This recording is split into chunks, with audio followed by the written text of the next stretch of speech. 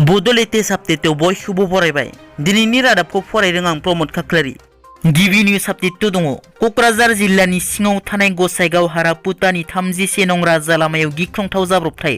बे गिख्रंथाव जाब्रबथायाव सासे बर' सुबुंनि जिउ खहा जादों। क'क्राझार जिल्ला सिमुलतापु थानानि सिङाव थानाय 31 नं राजा लामायाव AS16G 4605 नंनि बाइक आरो AP07 TH3479 नंनि गंसे ट्राकजों सौग्रावनायाव 1 नं गलादाङि गामिनि प्रताप सिंह बसुमतारिया जायगायावनो जिउ गोमायो। बे जाथायखौ खौरां मोननानै सिमुलतापु पुलिसा जाथायसालियाव नुजाथिहैनानै ट्राक सालायगिरिखौ थानायाव लाङो। मख'नो गोनांदि जिउ गोमानाय प्रताप सिंह बसुमतारि बिथाङा बर' हारिनि थामोनथा आरो मोनथायखौ लानानै भारत आरो आसाम सरकारनिसिम बर' हारिनो आलादा रायजो नांगौ होननानै दाबि खालामबोबाय थानायाव नांथाबबोनाय गोलाव सम PJACBMनि मिरुनि लेंथुमगिरि सोलिफु गसाइगाव UPPLनि सासे गोख्रों नेहाथारि। मैदेरनि गाग्लोबनायाव सासे बर' सुबुंनि जिउ खहा। क'क्राझार जिल्लानि सिङाव थानाय उल्टापानि हाग्रा ओनसोलनिफ्राय मानै हाथाइ गोनां मैदेरा ओंखारबोनानै सुबुंफोरखौ उदखार खालामो। मैदेरनि गाग्लोबनायाव जिउ गोमायो क'क्राझार जिल्ला सालाकाटि 2 नं मुराबारि गामिनि 70 बोसोर बैसोनि बेरलां ब्रह्मआ।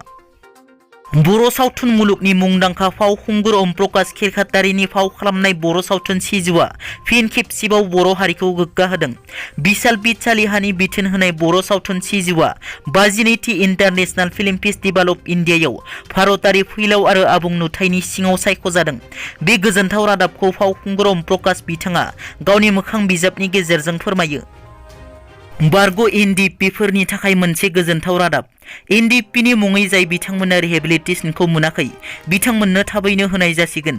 फैगौ डिसेम्बर दाननि 4 खालार खालि मेगा प्रग्रामनि गेजेरजों NDFB नि मुङै सरकारनि रिहेबिलिटेसनखौ मोननो आद्रा थालांनाय बारग' NDFB फोरनो होनाय जासिगोन होनना खौरां मोननाय जादों। बेजों लोगोसे मुंख्लं जानाय नखरनो सरकारनि रिहेबिलिटेसन होनो थाखायबो मुंख्लं नखरफोरनि मुं फारिलाइ खालामनायाबो सोलिगासिनो आरो फारिलाइया आबुं जानाय लोगोनो रिहेबिलिटेसनखौ होनाय जागोन होनना।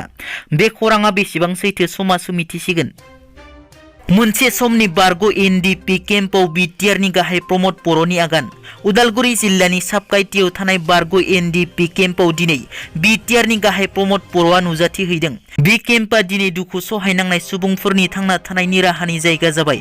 BTR नि गाहाय बिथाङा फेसबुक पेजनि गेजेरजों लिरोदि मोनसे समाव बे जायगाया रोजा रोजा सिलाइ आरो गुलि बारुद बायदि दोनग्रा जायगामोन आरो दायो बे जायगाया अर्गानिक आबाद मावनाय, बिफां लाइफां गायनाय बिथा, आखाइजों जि दानाय हिसानसालि।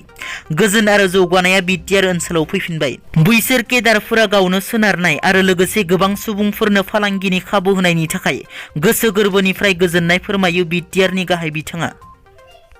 दिनैनि रादाबा एसेनोसै। नोंथांमोना जुदि आंनि चेनेलखौ दासिमबो साबस्क्राइब खालामाखै अन्नानै साबस्क्राइब खालाम। गोजोन्थों।